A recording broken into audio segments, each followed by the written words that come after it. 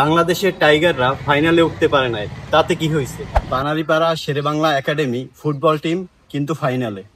আজকে Banaripara versus Chakhar final football match. আসসালামু আলাইকুম ভিউয়ার্স, আপনারা দেখতে পাচ্ছেন আমাদের একাডেমির ছোট ভাই ব্রাদার আর যারা আছে আমাদের আঙ্কেল, খেলা প্রেমিক মানুষ একজন জাফর আঙ্কেল।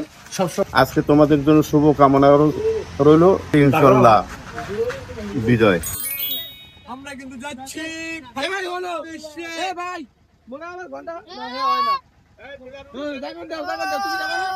ভাই ব্রাদার সাথে নিয়ে কয়েকটি গাড়ি রিজার্ভ করে আমরা যাচ্ছি খেলা উপভোগ করতে। আর খেলা শুরু হবে সম্ভবত 4:30টায়, যেহেতু আজকে ফাইনাল ম্যাচ একটু আগেই যাচ্ছি। ওকে।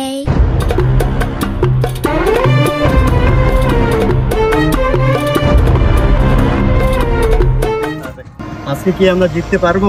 ইনশাআল্লাহ আমরা জিতে ট্রফি নিয়ে ইনশাআল্লাহ বানারীপাড়াতে ফিরবো। দেখা যাক।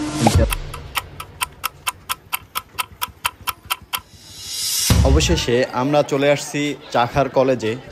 কলেজের এই মাঠেই একটু পরে খেলা অনুষ্ঠিত হবে। খেলার পূর্ব মুহূর্তে উভয় টিমের প্লেয়াররাই তাদের প্রস্তুতি গ্রহণ করতেছে। বন্ধু নাইম ও একটু প্র্যাকটিস করে নিতেছে আর ওর স্কিল দেখাইতেছে। ও কিন্তু খুব ভালো একজন ডিফেন্ডার আর স্ট্রাইকার।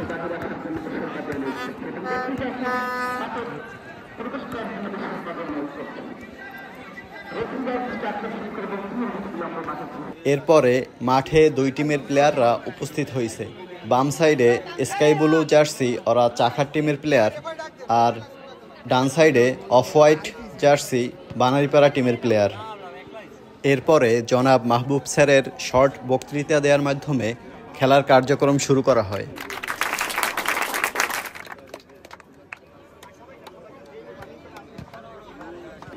রেফারি টস পরিচালনা করতেছে, আর সাথে আছে দুই টিমের অধিনায়ক। অফ হোয়াইট জার্সি গায়ে বানারীপাড়া টিমের অধিনায়ক আমাদের জসিম ভাই, আর চাখার টিমের অধিনায়কের নাম আমার জানা নেই, সরি এটার জন্য। রেফারি বাঁশি ফু দেওয়ার মাধ্যমে খেলা শুরু হয়ে গেল। আচ্ছা, প্রথমেই বলে নেই, আমি কিন্তু আপনাদেরকে সম্পূর্ণ ম্যাচ দেখাইতে পারবো না, কারণ তাইলে ভিডিও অনেক বড় হয়ে যাবে। যদি আমি আপনাদেরকে ম্যাচের সামারি বলি, খেলার প্রথম অংশটা ছিল একদম হাড্ডাহাড্ডি লড়াই। দুই দলই দারুণ খেলতেছিল, কিন্তু কোনো গোল হলো না। আর বানারীপাড়া টিমের গোলকিপার ওয়ালিদ খুব দারুণ কয়েকটা গোল সেভ দিছে। এরপর দ্বিতীয়ার্ধেও শুরুতে কোনো গোলের দেখা মেলেনি। তখন তো আমি ভেবেই নিয়েছিলাম খেলা হয়তো টাই ব্রেকার পর্যন্ত গড়াবে, কিন্তু একদম শেষের দিকে বানারীপাড়া হঠাৎ একটি গোল করে বসে। সেই সাথে আমার টাই ব্রেকারের স্বপ্নটাও ভেঙে যায়। এরপর টানা আরও দুইটা গোল দেয়। শেষ মুহূর্তে চাখার টিম একটি গোল শোধ করলেও আর লাভ হয়নি। অবশেষে বানারীপাড়া 3-1 গোলে ফাইনাল জিতে নেয়। আর এই টুর্নামেন্টে পুরস্কার হিসেবে থাকছে চ্যাম্পিয়ন পুরস্কার ফ্রিজ, রানার আপ পুরস্কার টিভি।